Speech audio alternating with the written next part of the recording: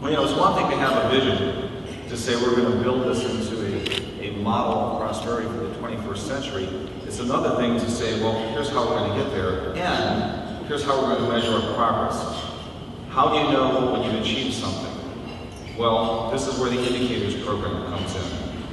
The indicators program is going to be a threefold effort. One, what will happen is it will provide a benchmark for the county's current state. So as we talk about the state of the county, our indicators program will say, here's where we are.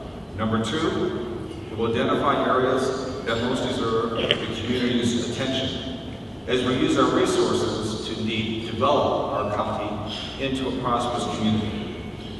And then third, to monitor the progress that's made in achieving our vision. We will do this annually, and we can then start tracking where we are as we're looking at trends over time.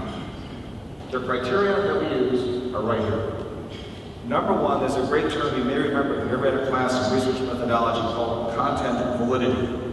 And that means, are you measuring the entire broad spectrum of things that are included in that concept of prosperity? Second of all, as I said earlier, we want to be able to do trend analysis. We want to look year to year to year to see what's happening. Where is the county going? Is the community going the direction we want it to be going? Third of all, some of these indicators, as you look at what's been created, get very, very esoteric. And one of the things we want to do is we want to make sure that the community identifies with this, that everyone can look at the indicators and say, yes, we understand what they mean. So understandability was our third criteria.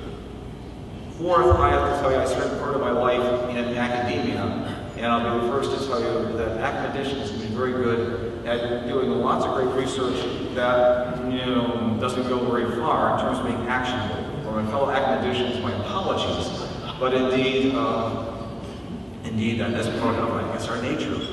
So we said, whatever we come up with, we've got to make sure that these are actionable, that they're subject to policies or programs.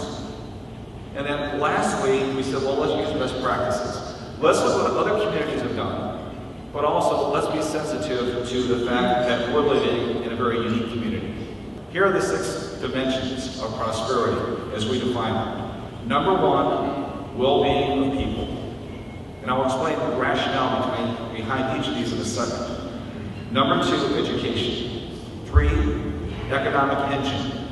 4, health and safety. 5, community and culture. And 6, as Cheryl mentioned earlier, sustainability is a very big issue nowadays, so we include physical environment.